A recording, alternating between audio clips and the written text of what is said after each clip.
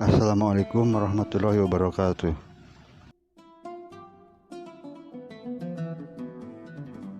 Faham Qadariyah pada hakikatnya adalah sebagian dari faham Mu'tazilah, karena imam-imamnya terdiri dari orang-orang Mu'tazilah. Dalam buku-buku Tauhid, ilmu kalam, banyak dijumpai tentang Qadariyah ini. Hampir seluruh orang Mu'tazilah menfatwakan bahwa semua perbuatan manusia diciptakan oleh manusia itu sendiri, bukan oleh Allah Subhanahu wa Ta'ala. Tuhan Allah, kata mereka, tidak ada sangkut pautnya dengan pekerjaan manusia dan apa yang diperbuat manusia tidak diketahui oleh Allah sebelumnya, tetapi Tuhan mengetahui setelah diperbuat oleh manusia. Jadi Allah pada waktu sekarang tidak bekerja lagi karena kodratnya telah diberikannya kepada manusia dan ia hanya melihat dan memperhatikan saja. Kalau manusia mengerjakan perbuatan yang baik ia akan diberi pahala oleh Tuhan karena ia telah memakai kodrat yang diberikan Tuhan sebaik-baiknya, tetapi ia akan dihukum kalau kodrat yang diberikan Tuhan kepadanya tidak dipakai semestinya. Golongan ini diberi nama tambahan khusus dari namanya Mu'tazilah, yaitu Qadariyah. Artinya orang-orang yang berkata bahwa ia, kuasa sendirinya, arti kata Qadariyah ialah kuasa, kaum ini bisa juga dikatakan kaum Mu'tazilah Qadariyah. Ada sebagian orang Qadariyah yang menfatwakan bahwa semua pekerjaan manusia yang baik adalah Tuhan yang menciptakan, tetapi pekerjaan manusia yang dan maksiat maka orang itu sendirilah yang menciptakannya, tidak ada sangkut pautnya dengan Tuhan.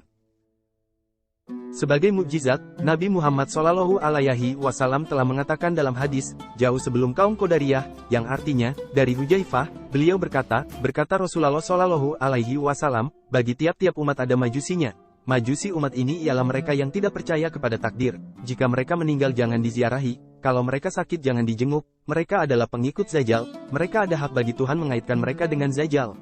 Hadis riwayat Abu Daud.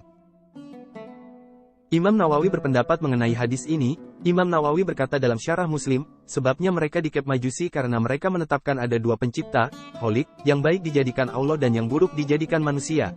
Orang Majusi berkata bahwa yang baik dibuat oleh cahaya dan yang buruk diciptakan oleh kegelapan. Syarah Muslim Juz 1, halaman 154. Orang yang pertama kali menfatwakan hal ini ialah Ma'bad al-Juhani dan Ghailan ad-Dimashqi. Ma'bad al-Juhani adalah seorang tabi'in, yaitu generasi kedua sesudah Nabi Muhammad SAW. Ia pernah belajar dengan Wasil bin Atho, yaitu imam kaum Mu'tazilah, kepada Syekh Hasan Basri di Basrah. Ia dihukum mati oleh Al-Hajjaj seorang penguasa di Basrah ketika itu karena fatwa-fatwanya yang keliru ini. Hingga kini, walaupun Ma'bad sudah dihukum mati pada sekitar abad kedua Hijriah tetapi fahamnya masih ada yang menganutnya, termasuk di Indonesia ada benih-benih penganut faham Qadariyah ini. Adapun Ghailan ad-Dimashqi adalah penduduk kota Dimsyaq, Syria. Ayahnya seseorang yang pernah bekerja pada Khalifah Utsman bin Affan. Ia datang ke Dimsyaq pada masa Khalifah Hisham bin Abdul Muluk, salah seorang Khalifah Bani Umayyah yang berkuasa dari tahun 105 Hijriah sampai 125 Hijriah. Ma'bad dan Ghailan dihukum mati karena menganut faham yang keliru ini. Tetapi ada pendapat lain yang mengatakan bahwa yang pertama mengembangkan faham Qadariyah ini bukan mereka berdua. Ibnu Nabatah mengarang buku Syarhul Uyun, menerangkan bahwa yang pertama mengembangkan faham Qadariyah adalah seseorang dari negara Irak. Pada mulanya ia adalah Nasrani kemudian masuk Islam lalu menjadi Nasrani lagi. Dari orang inilah Ma'bad dan Ghailan mengambil faham Qadariyah. Ada dua pendapat tentang tempat, markas, bergolaknya faham Qadariyah ini pada awalnya.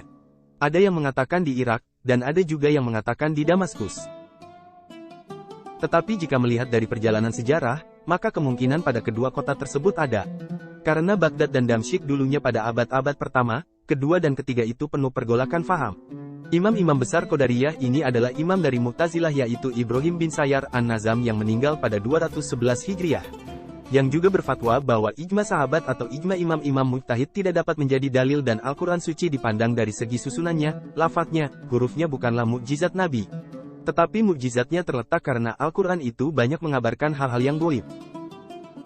Demikian penjelasan secara ringkas faham Qadariyah ini. Gejala-gejala faham Qadariyah ini, di Indonesia sekarang banyak nampak, umpamanya ada orang berkata, bagaimana juga pun yang menentukan pada akhirnya tuh manusia, Allah tidak bisa merubah nasib manusia kalau tidak manusia itu sendiri yang merubahnya.